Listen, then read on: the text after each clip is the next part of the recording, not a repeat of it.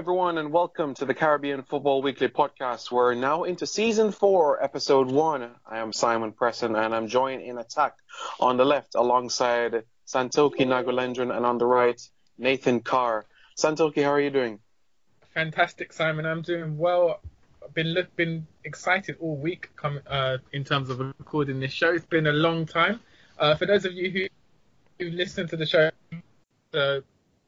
not many games played in the league. Each team only played 10 games. So Guyana Defence Force have won it, and through to Conquerors, whose club president is Alex Bunbury, the former Canadian Hall of Famer. They finished in second place, so they'll also qualify for next year's CFU Club Championships. It's also been a monumental month for Guyana in terms of FIFA. President Gianni Infantino visited the country a few months ago to look at their goal project and also discuss things with the Guyana Football Federation. So great for Guyana to get that publicity on the world footballing stage, and hopefully their development continues. All right, thanks very much, Santokie. Nathan, are you there with us? I am. Sorry about that. A little bit of a technical fault on my end. But hello, everyone. I hope everyone's well. And can I just say something? Why am I on the right? I want to be on the left, cutting it into the top corner. Are you left-footed? Are you left-footed? I'm sorry. No. Yeah. I'm all about the inverted winger role, I think. But no, it's good to be back. It's good to be back. It's interesting. Giles Barnes played on the left-hand side for West Brom, didn't he? Back in 5-6 years ago. He did, yeah. That's before his Jamaican days. But no, it's interesting what Santokie was just saying there about Guyana. And Infantino visited the country because he went on a bit of a Caribbean tour, didn't he, recently, visiting other countries, I think like the Dominican Republic, Puerto Rico, Grenada and Trinidad and Tobago, and played in some games as well, I saw. Yes, that's correct. So Santokie ran through some news his end. Would you like to say anything news from your end?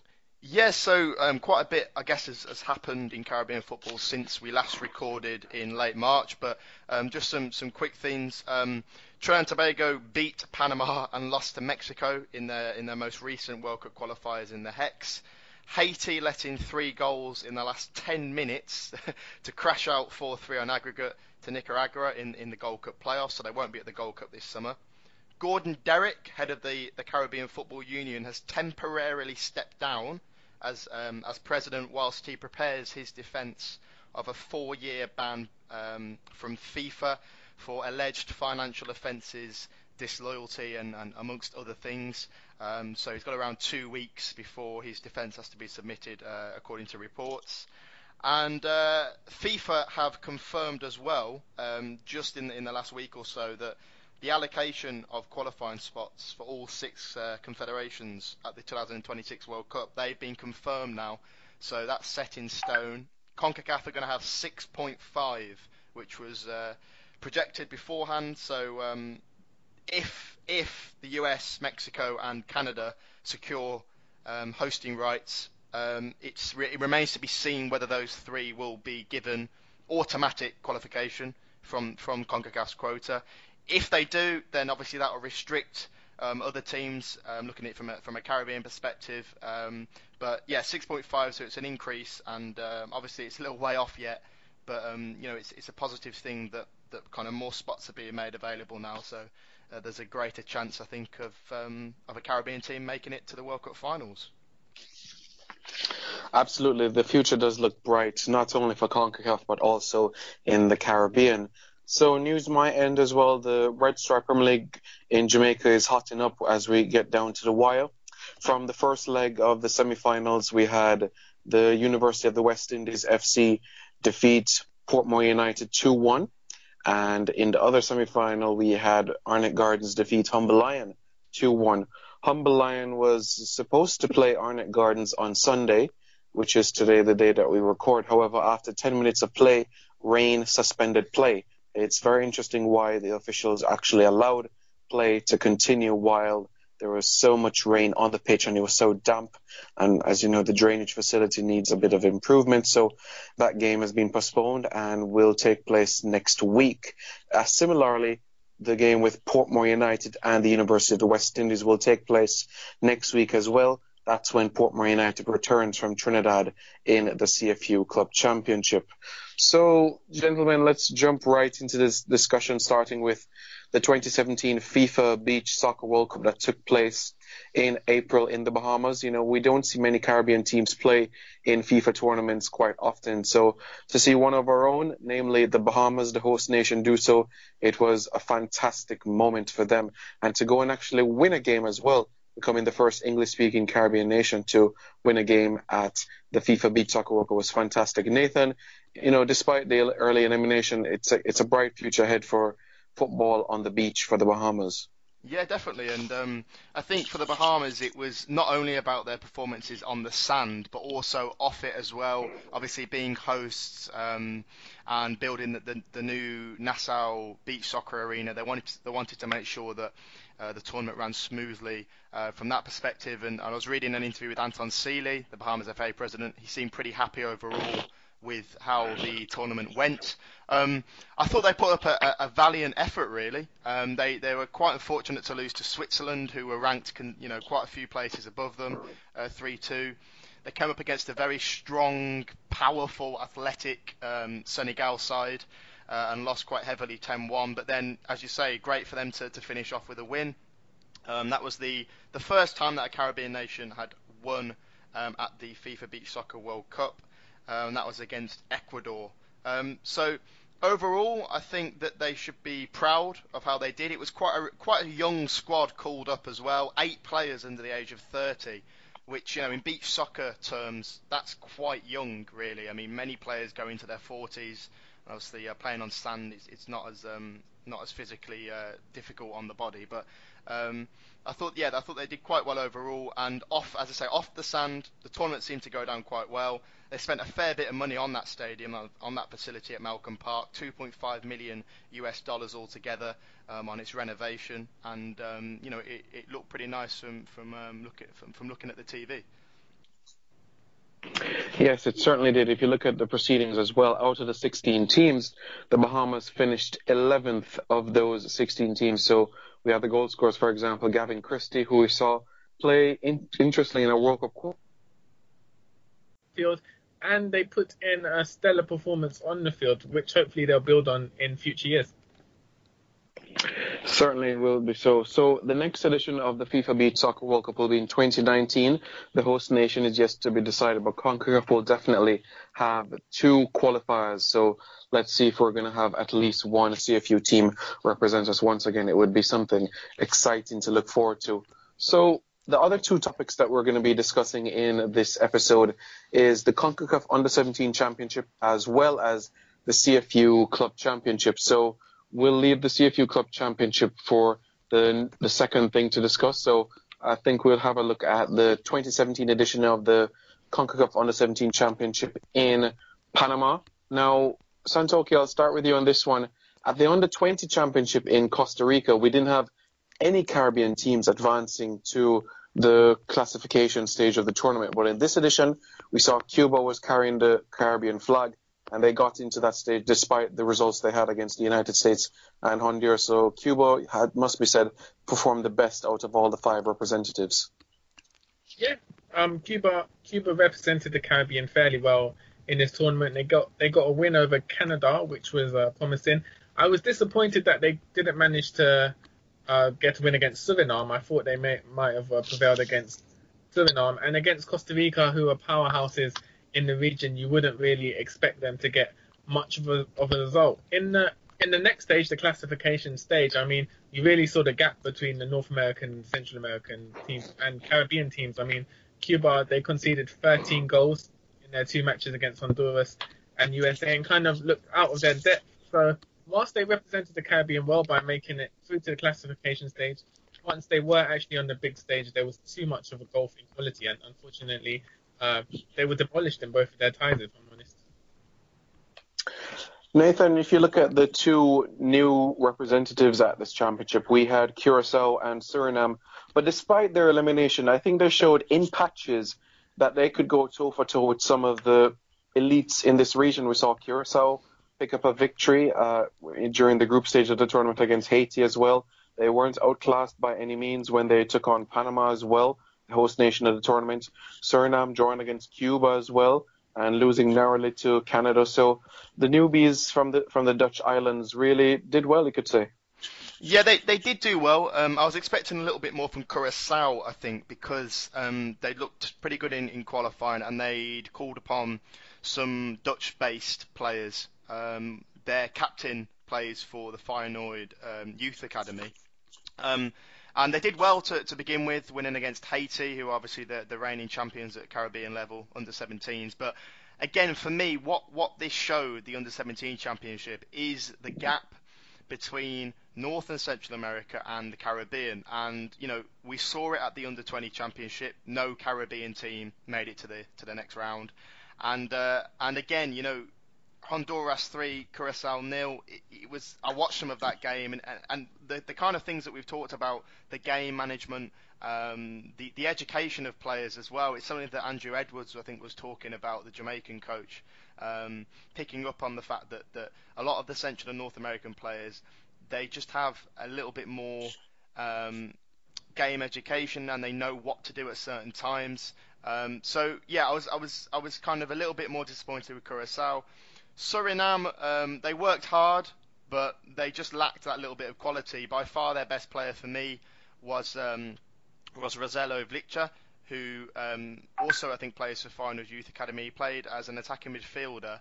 A lot of the time he was trying to make things happen, but they played Hoover up front by himself, who was very small, very lightweight, and he wasn't really able to hold the ball up too well. Cuba, yes, they made the final round, but my word, they were dispatched so comprehensively by Honduras, just taken apart by Honduras. Mejia, who scored quite a few goals at the tournament, looked really, really good.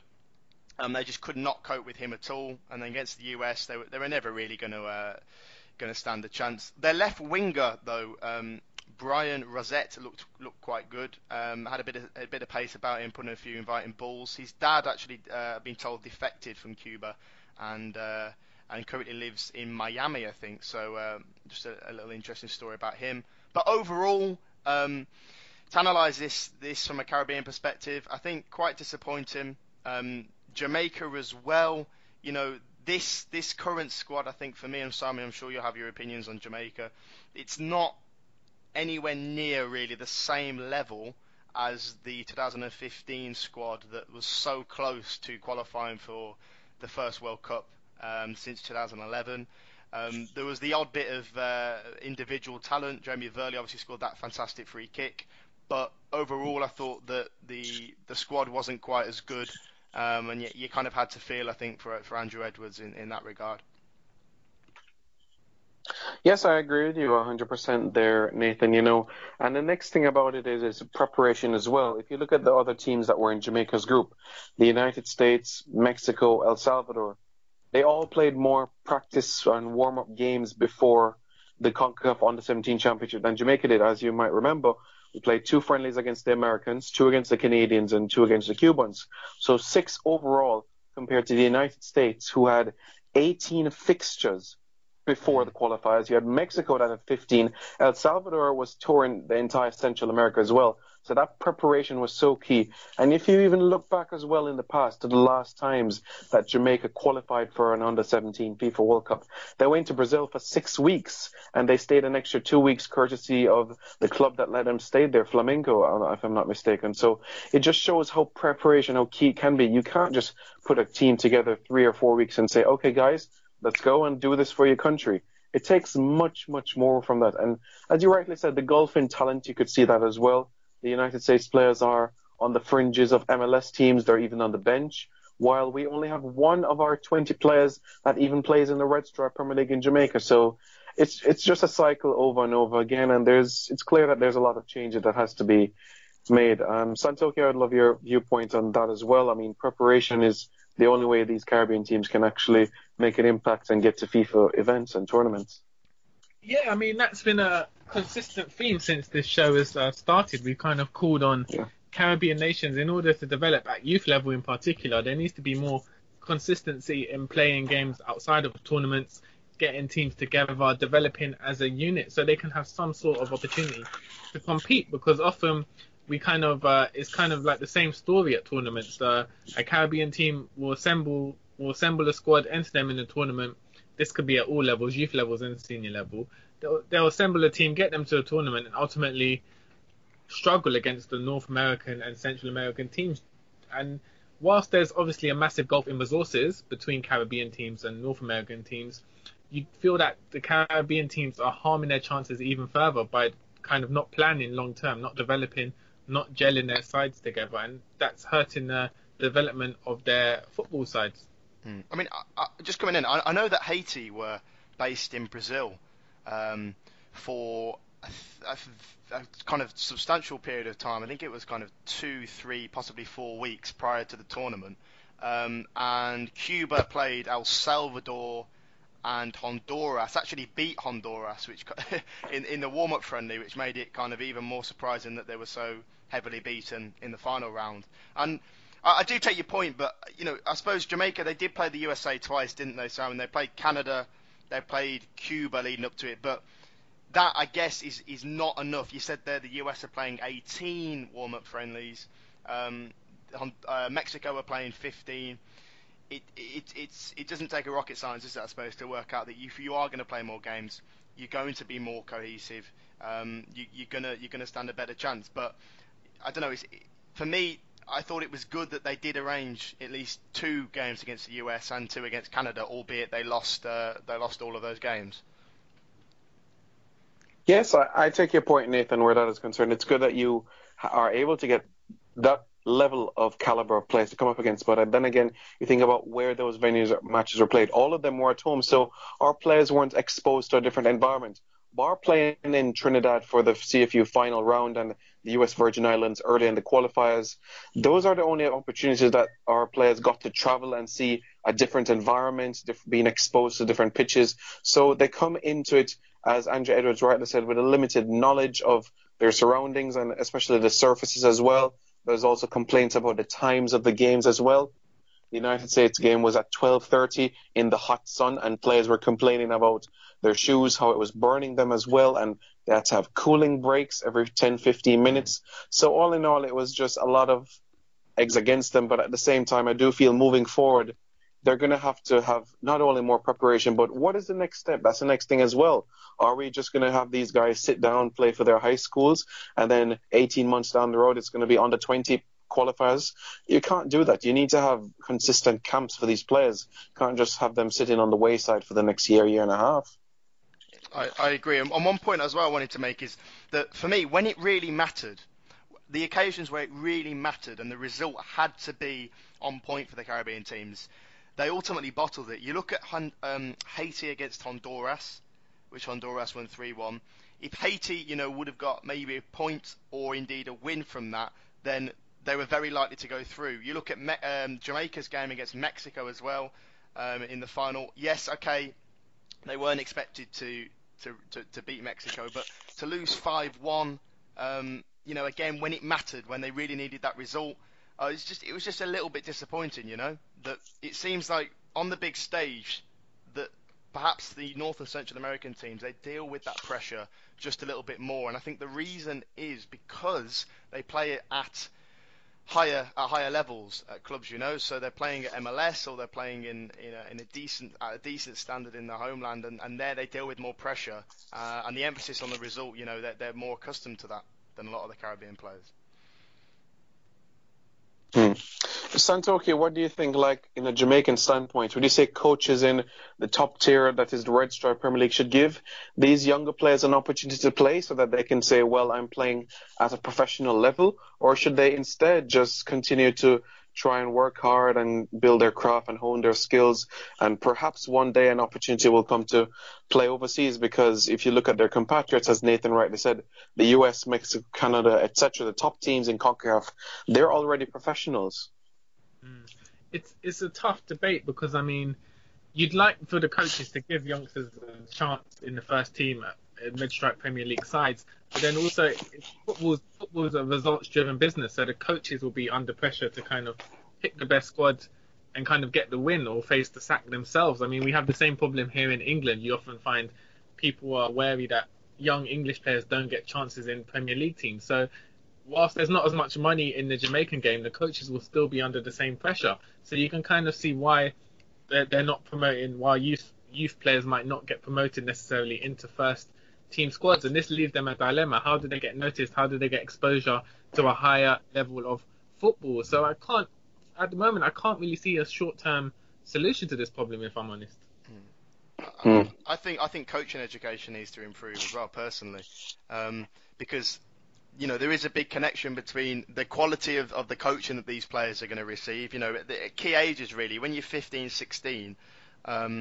That's a key age group for your development. And I'm not saying that the coaching is necessarily that all coaches are necessarily of poor quality, but I certainly think the level can be improved. And that would go a long way, I think, to the Caribbean players, performing better. I mean, I thought the Cuban coach Sotolongo made some very, very suspect decisions in that Honduras game.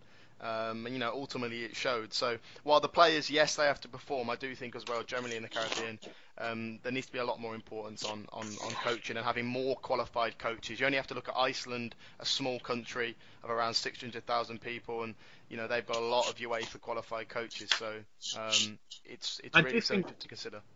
I do think the Guyana Football Federation this year have kind of started to head in that right direction by opening technical centres for youth players across the country, hiring technical development officers, former players to kind of help youth, and more importantly, they've launched training camps for under 13, under 15, under 17s consistently throughout the year. So if they can maintain this for the next few years, I think Guyana could be a prototype for the rest of the Caribbean in terms of structuring a long-term plan as to how to develop youth players to reach a certain standard.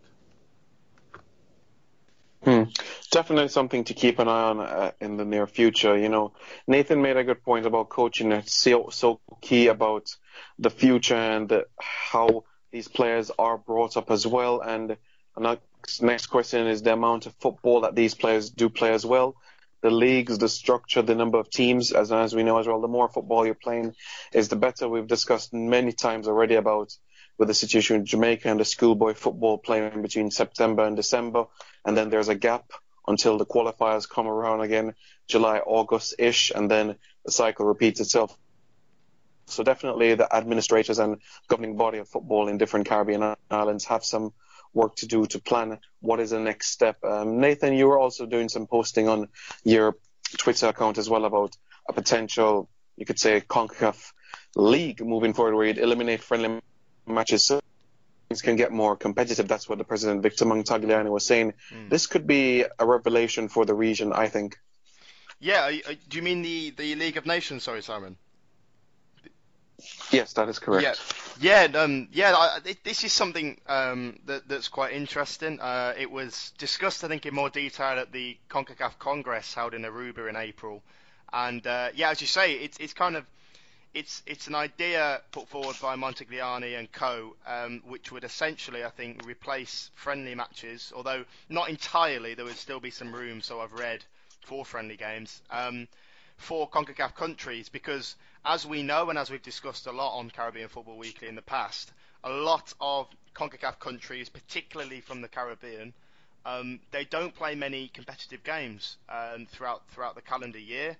That teams like the Bahamas and Montserrat and the British Virgin Islands, Turks and Caicos Islands, they're very rarely in action. So what the League of Nations would look to do, I think, from what I understand, is address this and give it kind of all 41 members more consistent playing time. They'll be split into different leagues, and I read in the Bermudian press that the League of Nations could well be the qualifying system for the Gold Cup and the World Cup, because obviously from 2026 there's not going to be the Hex anymore, because that wouldn't be possible. So there is talk of it being the World Cup qualifying, with promotion and relegation between each leagues at the end of each 4-year cycle. And there has also been talk that the Caribbean Cup may well be scrapped as a result of the League of Nations. But ultimately, what this would do is benefit smaller lesser ranked, lesser active Caribbean islands a lot more than it would, a Mexico or a USA. And there's been fans from those countries who are kind of up in arms and complaining that, they don't want to play just CONCACAF countries. But, I think certainly you look at how many games a team like Bermuda, for example, are playing at the moment. They've been told that they could play 36 games at the end of a 4-year cycle, 9 each year. And, that's a huge improvement, isn't it, really? Absolutely. It's something to look forward to. Santokie, can you imagine Guyana playing 9 internationals a year? That would be amazing, wouldn't it?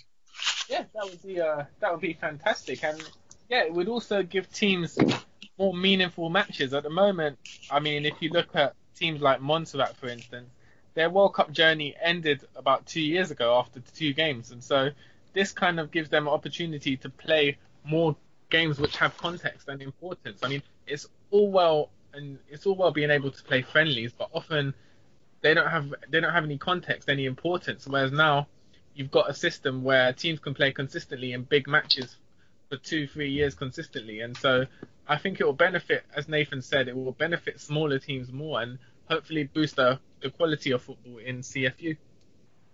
I wouldn't want the Definitely something. Sorry, I wouldn't want the Caribbean Cup though to kind of be cast aside for this though. That's the only thing. If we can make it work in that the Caribbean Cup is retained and maybe it's just played, I don't know, instead of every 2 years, it's played every 3 or 4 years, then perhaps that would be a compromise. I think the problem with the Caribbean Cup is, as we've discussed in previous episodes, it's a great concept of a tournament, but there's just no coverage. There's not enough coverage of it, and that kind of hinders it. So, I mean, I'm all for them keeping the Caribbean Cup, but at least put some effort into promoting it and making it seem like a continental tournament.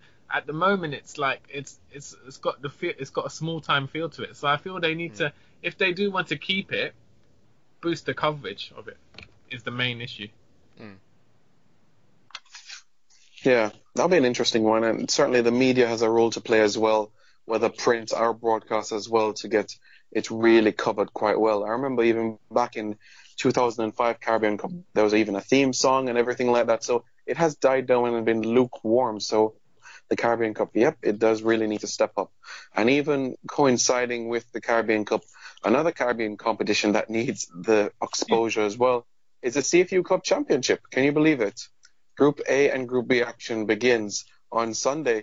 Group A, Central FC, Cibao of the Dominican Republic, and the Grenades of the Antigua and Barbuda. Nathan, what a group we have. It's going to be interesting to see this one because all 3 teams had very interesting preliminary round results.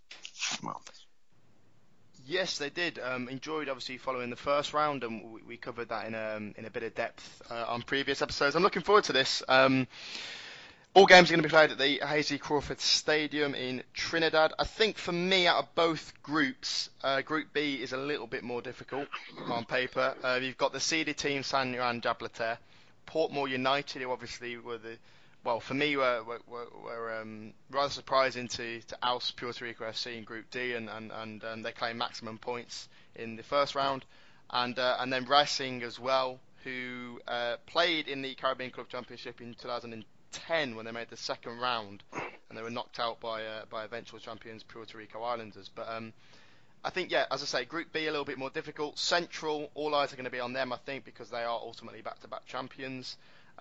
So, yeah, it should be an exciting week of football. And obviously now with the CONCACAF Champions League reformed, there is, you could say, even more incentive to reach the final and finish number 1, because for any listeners that aren't aware, the overall champion of the final round, they go through to the proper CONCACAF Champions League next year.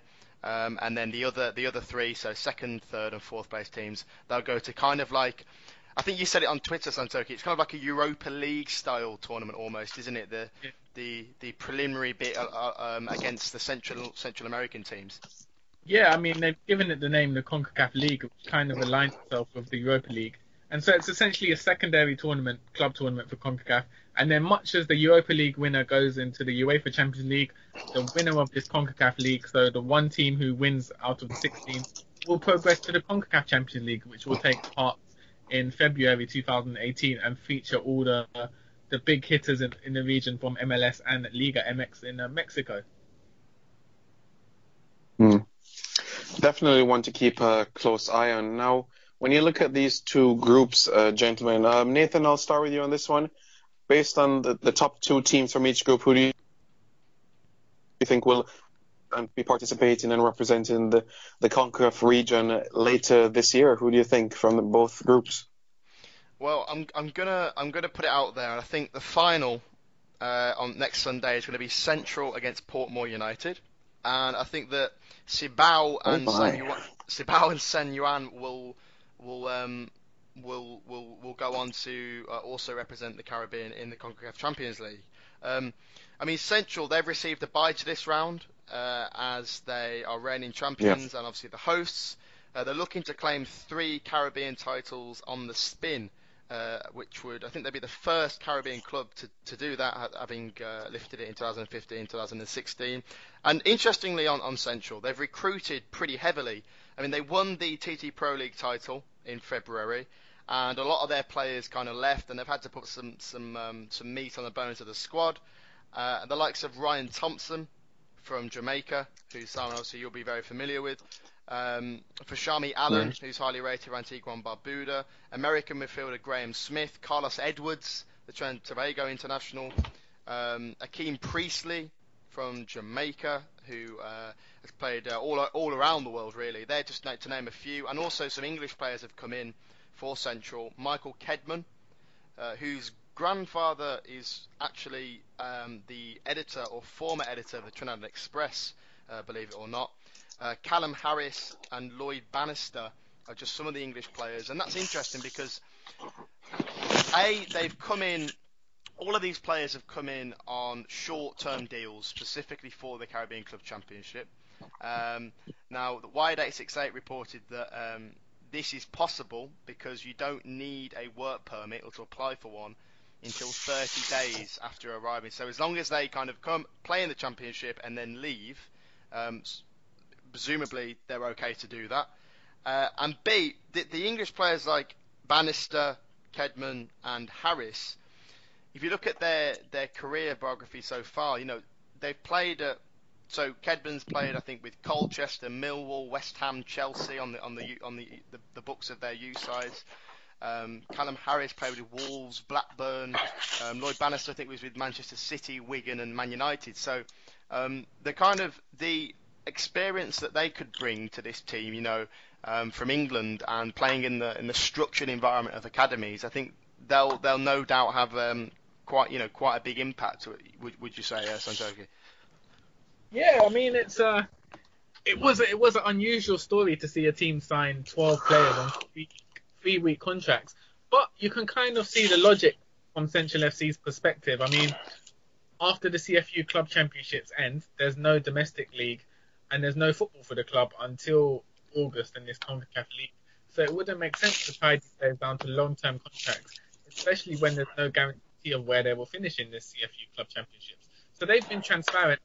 They just want to get as many players as they can for this tournament to try and progress to CONCACAF League or the CONCACAF Champions League.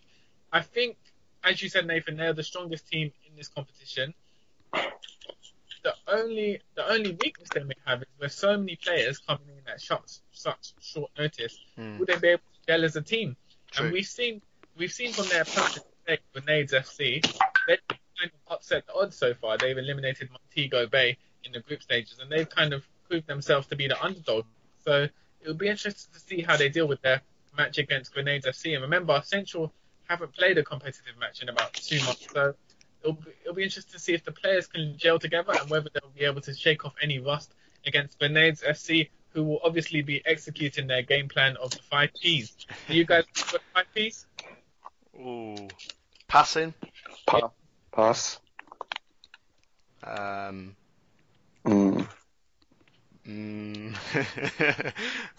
Power. Possession is one, yeah. Passing, possession. Pace. Precision. Position is one. Position.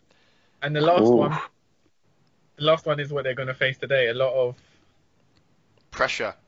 Yeah. So If Ooh. Grenades FC can execute those game plans, we might see another shock on their hands. I know they've kind of it was a story last time that they had a lot of Jamaicans in their side. I think 6 in their team, and they've also signed 19-year-old Guyana midfielder Curtis Kelman for this round. So he's coming from Georgetown Football Club, very talented midfielder, although not very experienced. So it'd be interesting to see if he does go into the first team and whether he'll be able to benefit the side. But definitely a good signing for the team. I mean, they're the underdogs, aren't they, Grenades? You know, they weren't really expected to get through. They obviously beat Montego Bay United, and you'd say that they're probably the surprise package, Simon.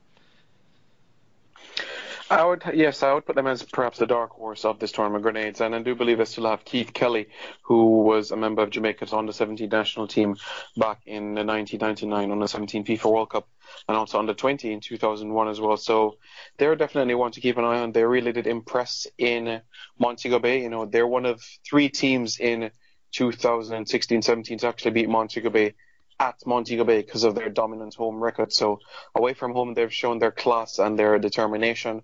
So I'll agree with you, Nathan, as it relates to that Group A. I think it's going to be Central and Cibao from Group A. Group B, it's an interesting one with San Juan, Joblete, Portmore, and Racing. So, yeah, I'm going to go with Portmore, but I think that they'll come second in their group to San Juan, Joblete. Santokie, what do you think? Group B is a tough one. I'm not sure about the quality of San Juan Jablete because they did admittedly have the easiest group in the group stages. I mean, they played CS Moline from Guadeloupe, System 3 from St. Vincent, and St. Martin team Flames United. So they weren't challenged as other teams were challenged in the group stages. There was no other big Caribbean side in their group stages. So it'd be interesting to see their quality because I don't feel they've been tested. And I think Portmore will top the group. I think Portmore have that little bit more quality. But also, you can't rule out Racing of Haiti. They've shown themselves to be a plucky side who can kind of force results and have a lot of attacking prowess. So this group is very open. I see Portmore winning it, but as my predictions all went wrong for the earlier round, don't expect that to happen. That's an interesting one. Well, I have an alternate at final between Central and San Juan Jablete. And I'm going to say it right now. I think Central is going to win it. 3 on the bounce. I think that they've done some good homework in identifying the players that could help them. The only question is if they'll be able to adjust quite well. Ryan Thompson has said that he feels settled in the team already and their surroundings, etc., having played in the Caribbean before, in the Eastern Caribbean, so he knows what to expect from different teams, so he'll be all right. I'm just a bit concerned about the English players. Are they going to view it as a holiday, or are they going to actually sit and knuckle down? I mean, it's a good point, Simon. I think Callum Harris was talking to the Central SC cameras, and he was saying that the heat has played a factor already. You know, the intensity of the weather, just training and you know, with it being so warm. You know, I can imagine you go from here in England to playing football, a training session in Trinidad in such intense heat. It is going to have it's going to have an effect, isn't it? So. You're going to have to you know, your fitness is going to have to be really, really, really good, basically, in order to compete. But Racing, you touched on Santokie with the attacking prowess. Stevenson Gollum, who was playing for the under-20s, Costa Rica in February, he's back now. He was sent off against the United States in that championship, but he's back, along with Florencia Mark Henley. Both of those are back in the team, having missed the first round. And they're going quite well in the league as well. They've won 5 and drew 4. And they sit 4th in the Haitian League at the moment. So perhaps they are, you know, we said Grenades will be a dark horse in Group A. Perhaps Racing are in Group B. What worries me a little bit with Portmore, even though I do think they'll get to the final, is that obviously at the moment they're kind of in Red Stripe Premier League playoff mode, aren't they, I guess, and they're probably quite eager to avenge that 2-1 defeat against the UWI in the first leg. So you said, Simon, at the start of the show that they've got the second semi-final leg to come. Do you think that will have an effect on kind of the way in which they play, or the personnel that they play throughout the next week or so, knowing that they've still got that second leg to contend with next week? I was wondering if they're going to put all their eggs in one basket and just Mm. focus solely on the Red Stripe Premier League. But if you look at the squad that they have sent to Trinidad in the Eastern Caribbean, it's basically their strongest team that they've had throughout the season in the Red Stripe Premier League. So I do expect them to give it a go in both competitions. The good thing is that the Red Stripe Premier League season is wrapping up. So after the CFU Club Championship, if they're able to get past UAFC, then there'll only be one more game left. So it's all about players knowing about their rotation and also checking to see how are they doing. Are they feeling a bit leggy? So I think the coach knows what he's doing, Linval Dixon, and I think even if they're able to come through this tournament in Trinidad, then they should be okay for the game against UWI. But UWI's side of things, they're going to be sitting down for quite some time, so perhaps rustiness might creep in on their part. Simon, knowing Jamaican football very well, would you say Portmore would be prioritising winning the Red Stripe Premier League or prioritising winning the CFU Club Championships? Knowing Portmore and other Jamaican clubs, there's not really a big emphasis or oomph on this CFU tournament, bar Harbourview. So I think that their major concentration will be on the Red Star Premier League because of the lucrative prize money at the end of the day, which is close to 2 million Jamaican dollars. So we're talking about between 20 to 30,000 pounds shared up for 18 to 20 players. So that would be more on the players' minds at the moment, to be honest. I guess, I mean, I appreciate that. I guess the qualifying for the CONCACAF Champions League, the stage and platform that gives you as well. I think in the past, you've had cases of Caribbean players that have been pressed in the CONCACAF Champions League playing for Caribbean clubs, and then they've gone on to get scouted. It's a pretty good platform, to play on if you can get there. But I take your point about the league and the financial rewards of that. Mm-hmm. Yeah, precisely. I mean, but I've always said before, why not give it all out? Because it's an opportunity for players to go and play overseas. Santokie will know very well about Jackie Chan Richardson, who played in this competition, scored a hat-trick against an MLS team and got signed to a club right after that, Colorado Rapids, even though he played one game, but he got an opportunity. And other Portmore United players in the past going through this tournament, they won the CFU Club Championship back in 2005, and the players with the likes of Jason Morrison, Omar Daly, Raphael Wolf, Wilbur Wolf, all got an opportunity to play overseas after winning this competition and advanced to the quarterfinals of back then the CONCACAF Champions Cup. So I say why not? Because it's an opportunity for these players to play overseas and be in stronger contention in the national team. Tardal Bembo is another one, isn't he? He played for Waterhouse and had a good game against DC United, and I think he's playing at Harrisburg City Islanders now, isn't he? So there are examples, Yeah, we could go on and on about it, yeah. What do you guys make of Cibao FC in Group A from the Dominican Republic? Yeah. Well, what I can say is, go ahead, Santokie, yeah. I was going to say they win 16-0 or something in the first group there. Admittedly, it was against Police, I think, from the Cayman Islands. But I think it's hard to tell really their strength. They won 16-0 against Police, but then drew 1-1 with Haiti's Don Bosco. Got a 1-0 win over USR of Guadeloupe. So it's hard to know what their quality is.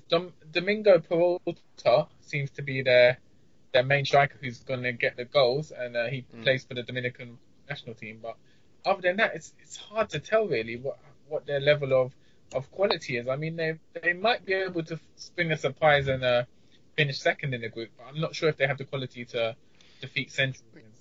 I got told by a few Dominican football fans that Cibao are one of the wealthiest, kind of most well-equipped teams in the Dominican Republic. And I know, for example, if you look at their social media, it's brilliant. It's really, really good, and you can tell that it's quite an extensive setup that they've got. The graphics and the general updates that they bring is fantastic. Sorry. Yeah, so they stream the games as well on YouTube. Yeah, exactly. Yeah. No, I mean, I was just going to say, I caught some of the last league game that they played. It was a 2-2 draw against Barcelona Atletico, the reigning Dominican Republic champions. And I caught some of that game. It's a nice pitch that they play on Cibao at their stadium, and it struck me that they're quite an attack-minded team. We did see that in the first round, but they set up in a 4-3-3. There's a nice Haitian vibe to the attack. You've got Babalito, who scored a number of goals in the first round on the right. Benchy Estama, who moved to the club, I think, earlier this year on the left. And then, as you mentioned there, Santokie, Domingo Peralta, the predatory striker for the Dominican Republic. He spearheads the attack. And then at the tip of the midfield three, you've got Charles Herald Jr., who is kind of a veteran, I don't know if that's the right word, but an experienced Haitian international. He got brought back into the Haitian fold by former coach Patrice Neveu. He's a very good player and plays number 10, skillful, can score goals, create goals. So Cibao have got, offensively, they're pretty well equipped, and the fullbacks like to get forward, so they're very it seems like they're very attack minded. They want to score a lot of goals, want to press forward. So, for them, I suppose that would either pay dividends for them, or they'll get hit on the counter and could concede quite a few goals. Yeah. It was back in 2015 that I went to the Dominican Republic. I stayed with a family in Jarabacoa, which is just about a 45-minute drive from Santiago, the airport in Cibao. And I must say, just leaving the airport and actually going into the city of Cibao and in Santiago, they put a lot of emphasis as well on the promotion of games, a lot of placards and banners and all of that. So I really admire what they've been doing around with football, even though we've seen with basketball and baseball being much more dominant in the Dominican Republic. So it's taking time in the Spanish Caribbean for football to develop. Just baseball is so popular, isn't it, in the Dominican Republic? So many Dominican players that are recruited to go and play in the States. But I just wanted to make a point as well about the amount of goals, or the few goals that teams have conceded. So in the first round, Portmore conceded 1, Cibao conceded 1, San Juan conceded 1, Racing conceded 2, and Grenades conceded 4. So you could say that the quality of the opposition that they were playing wasn't quite up to par. And obviously this round is going to be more competitive, it's going to be tougher. But the fact that the defences have seemed to have quite strong and they've been quite stable, conceded very few goals, that bodes kind of that's going to be quite an interesting thing in this round, because will that change? Our defence is going to be breached, or is it going to be quite cagey, or are we going to see more goals? I imagine that at this round more teams will kind of have to go for it a bit more, so we might as well see a few more goals going in. Yeah, it's hard to tell, because in the group stages, the gulf between teams from like St. Martin, Cayman Islands, compared to teams from Antigua, Dominican Republic, Trinidad, was so big. You saw a lot of goals being scored, a lot of attacking prowess from teams who might not necessarily be attacking. So I think we will see obviously less goals in this round, but I'll be very fascinated to see whether teams do manage to put an attacking philosophy in the games, or whether they'll be very cagey with a lot at stake and try and play a defensive game. It's definitely going to be one to watch. So Cibao and as well Racing de Ganaves, teams from Group A and Group B, will be one to watch. So my final is Central and San Juan Jabal. Santokie, you said Portmore Central, right? Is that what you said? Santokie? Yeah. Okay. All right. Well, understand. Well, let's see how things go over the next couple of days or so. Of course, Sunday evening this evening we'll see Central taking on Grenades, and of course San Juan Jabal taking on Racing. 2 days later on Tuesday, Cibao will take on Grenades and Portmore United will take on Racing. And also 2 days after that, which will be Thursday, Central against Cibao and San Juan Jabal against Portmore United. So busy action of football in the Caribbean. Well, that basically wraps up episode 1 for today. Before we wrap up, Nathan, I think there's something you have to say to Santokie as well. Sorry for the result against Chelsea on Friday. Oh. I thought you weren't going to bring that up. Ulysses men let you down. Yeah, no. Yeah. What can I say really? Poor goal for us to concede, but I just wish that Nasir Chadli would perform a bit better, Santokie. Yeah, I mean, first half of the season he was really good, your standout guy, I thought, and then he's kind of it's all gone downhill really. Yeah, would you say West Brom has been a successful season for West Brom? What does constitute a successful season? We haven't got relegated. Yeah. So I suppose in that respect it has been successful, but me, listeners will know I'm not the biggest fan of Mr. Tony Pulis, so I don't want to go down into a spiral of depression really. But and Simon, how did you feel about the game today, United one? I was actually quite fine, you know. I know that all eggs are in the Europa League basket, so seeing Spurs win the last game at White Hart Lane, you know, good on Spurs. I mean, of course it's a disappointing result, but I'm not really phased. I just want to fast forward another 10 days for the Europa League final, to be fair. Hmm. What is your prediction for the final against Ajax? I think it's going to be 1-1. It's going to go to penalties and finish 9-8 with David De Gea scoring the winning penalty. Oh wow, Put a quid on that, and that you'd be a rich man. that'll be fair. We live in hope, don't we? But definitely it's one to watch. And it's great to see as well some Caribbean internationals staying and not being relegated this season. Wes Morgan and Adrian Mariappa as well in the Premier League. And let's see how the playoffs go as well. It could be very, very interesting in the Championship. Definitely. Reading and Gareth McCleary. Hmm. Yeah, I think he was on the bench for the game for the first leg. Might come on the second leg though. Yeah. Yeah, well, let's see how things progress. Harry Panayutu as well. I think it's Nevis was playing in the National League North playoffs. I think for Salford, Yeah. Gary Neville and Phil Neville's club. They lost, I think, on penalties, didn't they? Ooh. That's right. Neil Dans was playing today in Blackpool's first leg against Luton Town, so League Two playoff. They won 3-2 Blackpool in the first leg, so the second leg should be very entertaining. Can you imagine the front pages of that? The Guyanese Scouser scores the winner. That would be something. Yeah, what was his name? Was it Jermaine Beckford? He's joined. He's left Preston. He's joined Bury now, which is Neil Dan's parent club. So next season we could see Jamaican Jermaine Beckford and Guyanese Neil Dans playing for Bury FC in League One. That would be a nice little link up. Well, guys, I really appreciated this episode. Has really been fun. Any parting words you guys would like to say? I'll start with Santokie.